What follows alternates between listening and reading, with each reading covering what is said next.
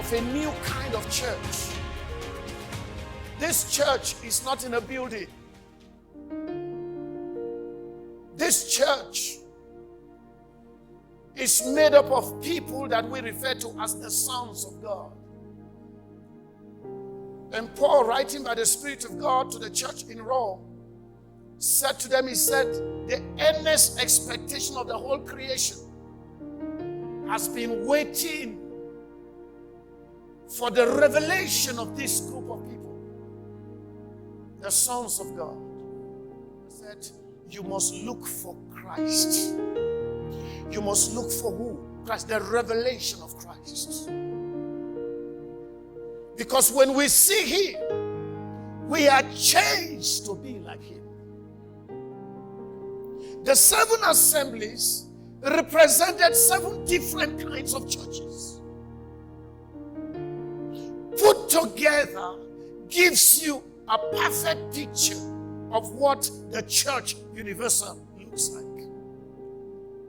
The 7 stars are the messengers of God to the churches. And I told you that when he says the angel of the church, he's not talking about the angel from heaven. He's talking about God's messengers in the church. My child is sick. I need a miracle. Jesus looked at her and he said, sorry, my darling. He said, the bread is for the children. The bread is not for dogs. You need to relocate yourself. You need to redefine yourself. People have defined you. What's your definition of you? There are 2 identifications of the messengers of God. They are called in Daniel chapter 12 stars. In Revelation chapter 1, he called them stars. In Hebrews, he calls them flames.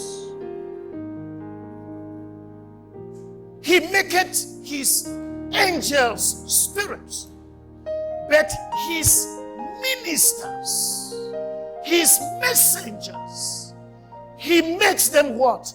A flame of fire. Every Christian is being called to be a minister of the gospel. The question is, do you know that? Because if you don't know, you will remain just a candle in the church instead of being a star in the hands of the master. The greatest opportunity given to you as a Christian to relocate your life, transform your life, move from being a candle into a star. Not just a star in the hands of the master. He says, and they shall be mine, said the Lord of hosts, in that day when I make up my jewels, and I will spare them as a man spareth his own son that serveth him. Verse 18. Then shall he return and discern between the righteous and the wicked, between him that serveth God and he that.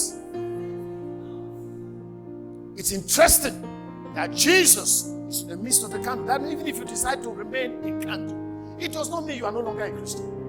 It simply means that there's a brightness you cannot experience. There's a dimension of life you cannot experience. There's a glory that will remain enraged. And when you walk out of this place, you will declare, I'm a minister of the gospel. I'm a soul winner. I'm a wise man. I'm a wise woman. I'm a soul winner. I'm a soul winner. I'm a minister of Jesus Christ.